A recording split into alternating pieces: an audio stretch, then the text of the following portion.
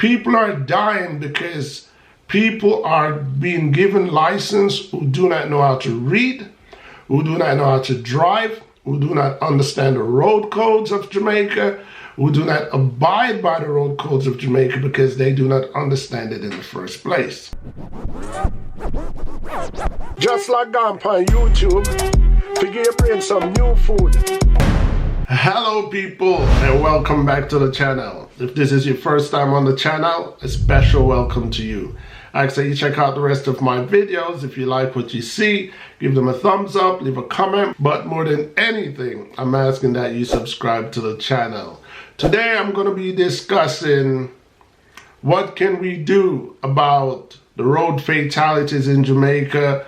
What can we do about reducing the road fatalities in Jamaica? I don't think we can rid road fatalities 100% because we're talking about mechanics, we're talking about automobiles and motorcycles. We could settle for mishaps in mechanics, but nothing that has to result into road fatalities. A friend of mine and a subscriber to my channel recently sent me a message from out of Jamaica that he was in a car accident. So shout out to Gregory McKinnon. Gregory McKinnon, I'm sorry to hear about this accident that you were in, bro, and I can actually relate to it. Let me just cover my relation to the accident to you and my subscribers so you guys can understand what I mean when I say I can relate to it. In the 80s, I can't remember how old I was then, but it was in the 80s. I was in a automobile accident in Kingston. For all you guys who are familiar with Kingston, right at the intersection where you have King's House, the Bob Marley Museum now, and I believe there's a TGI Fridays there now. Back then it was no TGI's Friday, and I don't think the residence was a museum. I think Bob Marley actually lived there at the time. But right at that T-junction, I was traveling from Halfway Tree going in the direction of Papine, Ligony. I was in a van, and you know, back then as a youngster, you want to get a window seat, and it was one of those dead trap vans, to be honest. And when I say dead trap, it was one of those, it was one way in, one way out, and I was all the way at the back at the window. And when we got to that intersection, the van that I was in collided with a truck, and that flipped a couple times, and the only thing I remember is that we ended up on the bank near someone's house on the right hand side. Thank God I came out without a scratch, and I remember going home and telling my mom that I was in an accident. The thing about being in an accident or having a close call with death, only you know the experience. And when you're relaying it to someone, because they see you and you look fine and okay, no one can really imagine what you have actually just experienced. I guess people only can understand when they get the bad news that, hey, so-and-so died in a car accident. So, Gregory, I can actually relate to the close call. I'm thankful that you just came out with a scratch. Thankful that you sent me the pictures as well. I was shocked to hear the news, and I was also more shocked when I saw the pictures, which I will show here. It would be a sad news for me to hear that it was fatal. That's what I'm trying to say. That's what I'm trying to not say, but I want to say. Road fatalities in Jamaica is as common as gun violence in Jamaica. I'm not sure which one is outdoing the other. Are they level pegging? When the new year starts in Jamaica, there's certain sure shot prediction you can make, and two of those predictions are quite a few people will die in Jamaica this year by gun violence, and quite a few people will die by road fatalities. It's something that I've covered before on the channel in resentment to say it shouldn't been so. It should not be where anyone can predict so accurately such unfortunate occurrences. And it seemed to be the norm in Jamaica. So my suggestion to reducing road fatalities and car accidents in Jamaica, it might be a very drastic one, but I believe the Jamaican government should recall every single Jamaican driver's license and do a vigorous, thorough driving test and examination for everyone. I know most people who legitimately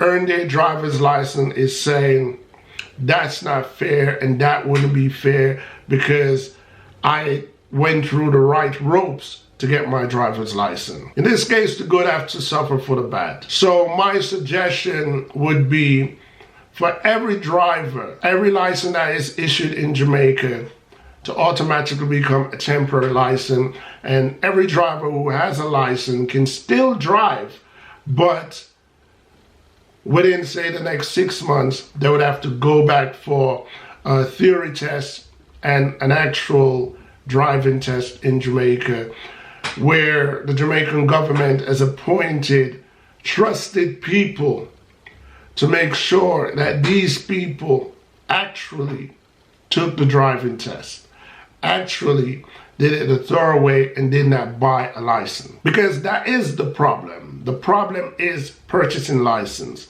The problem is the corruption in the Ministry of Transport, where individuals with money can purchase their license and cut all the red tapes out of the way. Okay, it's money in pocket for some people, and that might be good because everybody's struggling. And as they say in Jamaica, everybody want to eat a food. That same statement is why Jamaica is in the state that it's in, that everybody wants to eat a food, but what kind of food? This is corruption, and the corruption has led down to deaths, road fatalities.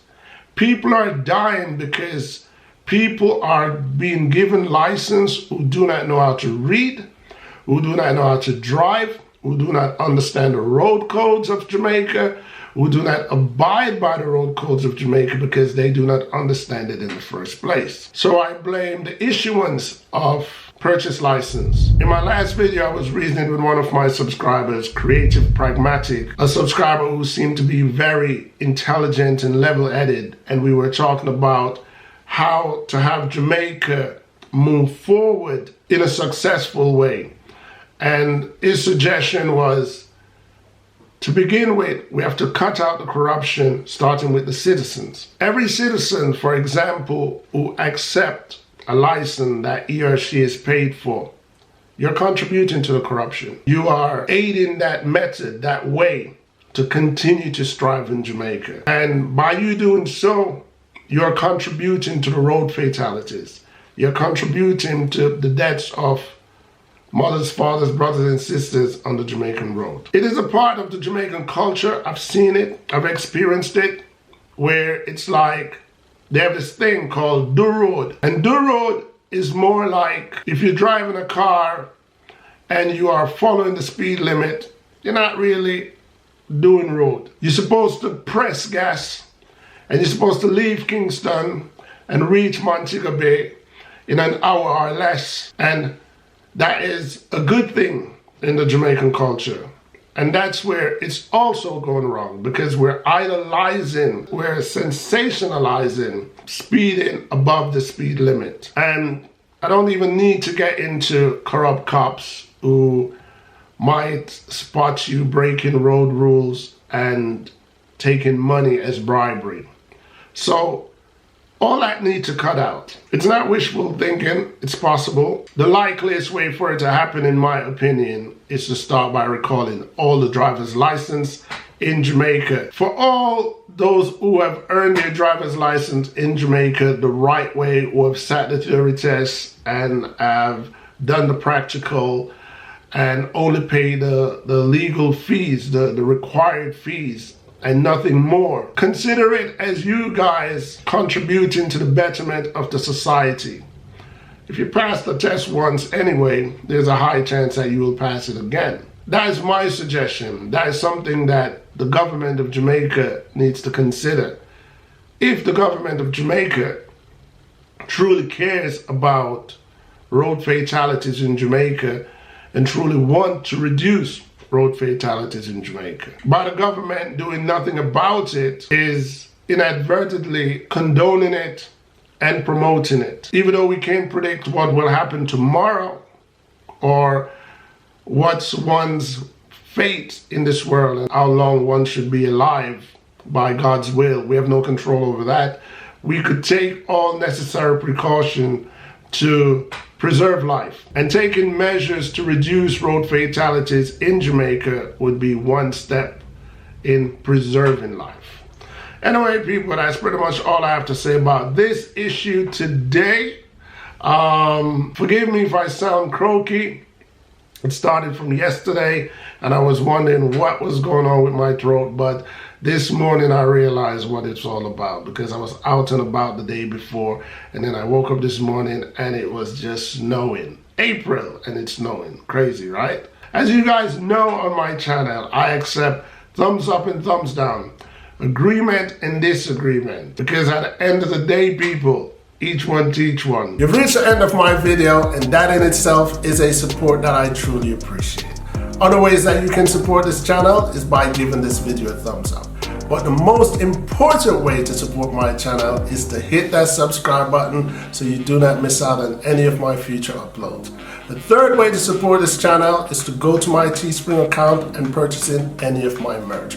And the fourth way that you can support this channel is joining me on Patreon to give me a contribution to help me to do what I do here on YouTube. Once again, I want to thank all of you guys for checking out my video, and ask that you continue to join me, ENT Sabas, here on YouTube to see where my journey takes me. Until next time, peace.